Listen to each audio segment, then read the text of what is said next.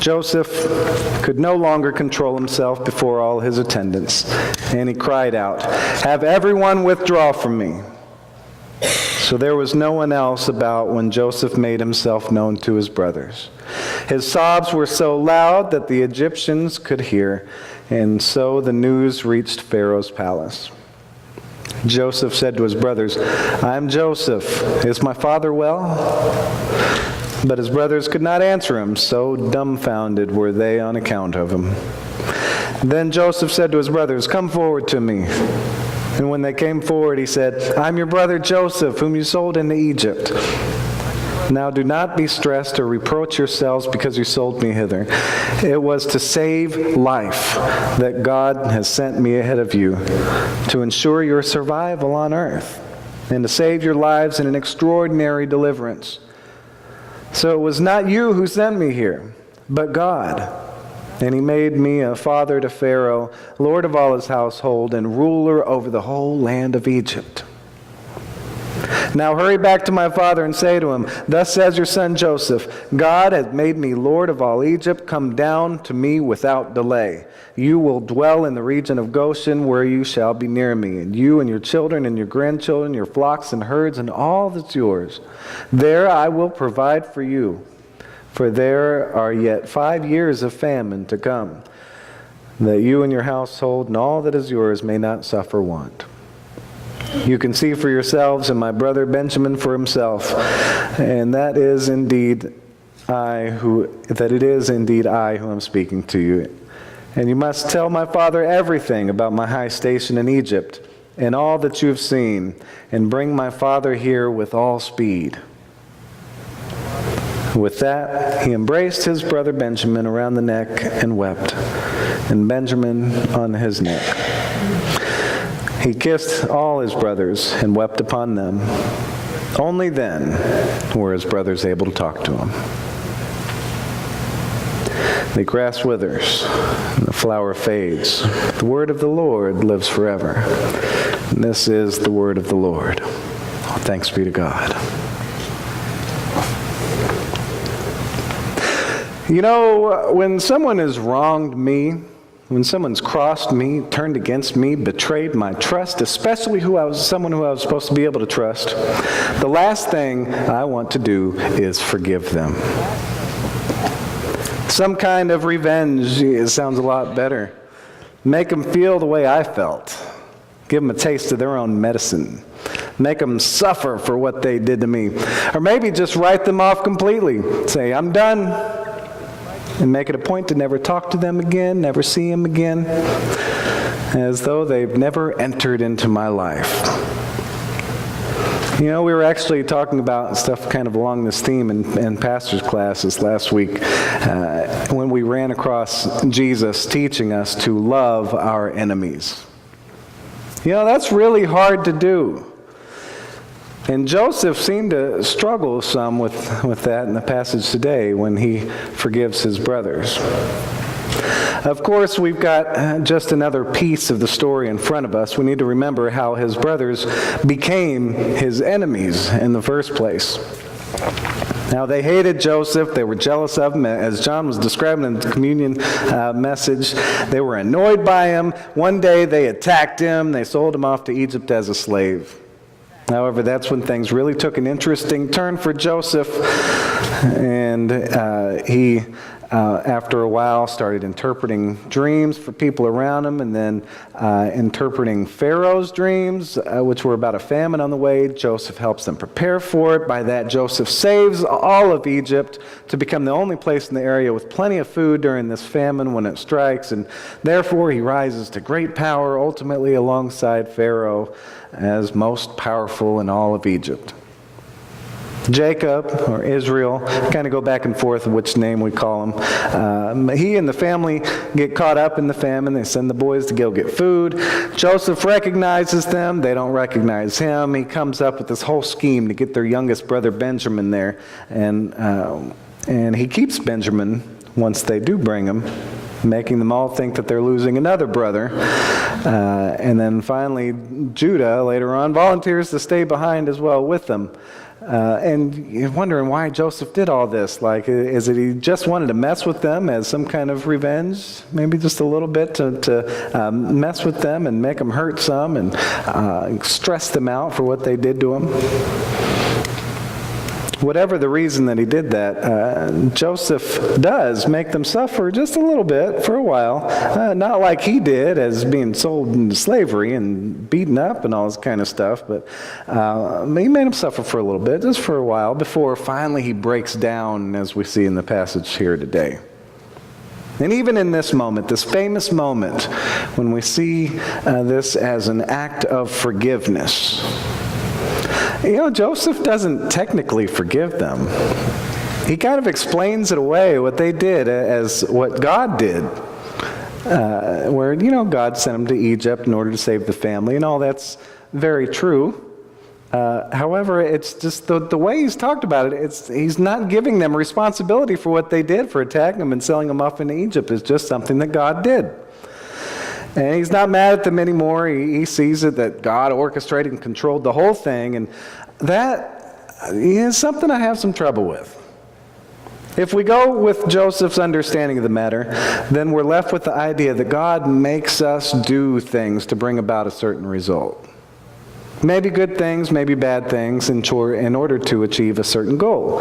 Now, I can see totally Joseph coming to that conclusion, because obviously God knew this was going to happen. Obviously God had a plan for this kind of stuff to work out in some way or another. God gave him in the dreams to start with and told him that he would become this great ruler in Egypt. But I can't accept total understanding that God is like controlling us and forcing us to do things. I can't accept that completely. Now, don't get too uncomfortable with this. It's not sinful to argue a little bit with Scripture sometimes. But if you do, you better have good reason for it. And I think we've got more than enough good reason to argue with the idea that God made Joseph's brothers sell him into slavery to bring about the family's salvation in the end. God doesn't make us do anything. We've got free will. We choose what we do. We do it on our own. And God grants us that from the very start. They freely chose to attack Joseph and sell him as a slave. What they did was wrong. So how does that turn into an act of salvation in the end is the real question, I think. And to put it as Paul did, we know that all things work together for good for those who love God, who are called according to God's purpose. So that's how Paul described it. So all things somehow work together for good. As we've been talking about in recent weeks, God was working behind the scenes. God was nudging characters in various ways. God was giving ideas. God was giving dreams. God was giving the ability to interpret dreams. God was moving hearts with the desire for forgiveness and reconciliation and so forth in order to bring around that end goal. All things working together, and God is working underneath and behind the scenes in the midst of that. God at work among the good, the bad, and the indifferent to bring about the end goal and salvation for the family. That's what I see happening here. But, frankly, who am I to think I understand the mysteries of God? Because I don't. We just take what we're given and try to take our best swing at it and try to figure out for ourselves and understand it the best we can. What we know for sure is the bottom line. God did always intend for Joseph to wind up in Egypt, in a position of great power to save the family. And Joseph's attitude towards his brothers in the end, whether or not he allowed them to take responsibility for what they did, his attitude toward them was shaped by a spirit of forgiveness. No matter whether or not it was a technical act of forgiveness, saying, I forgive you for what you did. Either way, it was this spirit of forgiveness that he had that made this end the way it did. He wasn't trying to make them feel like he did. He wasn't trying to give them a taste of their own medicine, and he didn't write them off. He did maybe make them suffer just a little bit, but it wasn't like he suffered. He wasn't holding a grudge. He wasn't enacting his own vengeance. In place of all that, Joseph was yearning to have his family back. He wanted nothing more than reconciliation. He wanted nothing more than things to be made right. And whether or not he technically forgave them for what they did, his spirit of forgiveness was much like Jesus's on the cross. As Barb mentioned during the children's moment, forgive them, for they know not what they do. You know, I could argue about theology all day about how exactly God moved in and out and through Joseph's story. You know, after all, in some way or another, God definitely sent him into Egypt to save life. But regardless of all that, it's Joseph's attitude towards his brother that means everything here, and it's what we should gain out of the passage. That forgiving spirit, walking and living with that forgiving spirit, that should be the stuff that hits home for every one of us today. Because every one of us needs to learn it. Every one of us needs to practice it and be better at it in our lives. Just like his uncle Esau was willing and able to embrace Jacob after all Jacob did to him, Esau was willing and able to embrace him. In that same way, Joseph was willing and able to embrace his brothers after all they did to him. Now, to be fair, both of these cases were years in the making. They were able to grow to a point of being able to forgive.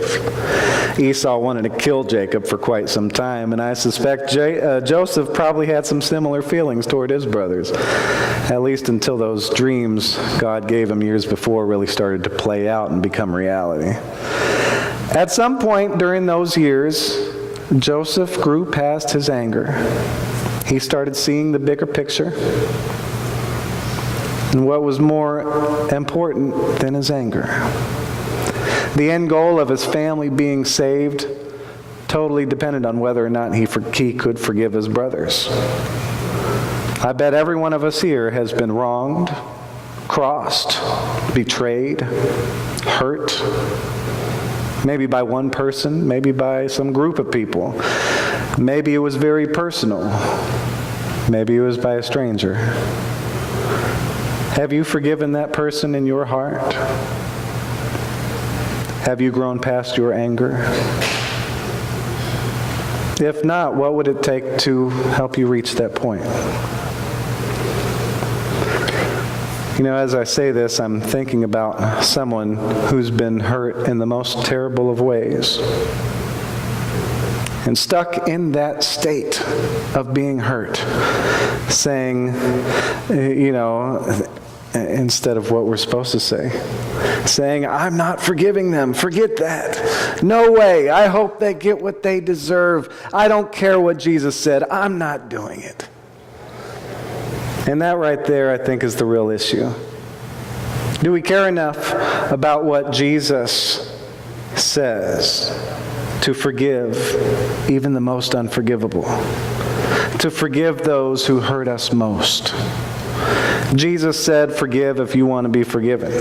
Jesus asked how many times, he was asked how many times we should forgive. And he gave a very, very high number. And it's not even about that literal number of how many times we're supposed to forgive. It's that our hearts must be filled all the way up with the spirit of forgiveness. Do we care enough about what Jesus says to open up and see the bigger picture he's trying to show us? Do we care enough about what he did for us to follow his example? To say, forgive them, for they know not what they do. Even in the midst of our greatest suffering, that we might be willing and able to embrace those who've hurt us. Something tells me that me and Joseph aren't the only ones who've struggled with forgiveness. May we all grow past any anger that binds us. May we open up and see the bigger picture. May we be defined by God's forgiving Spirit. Amen.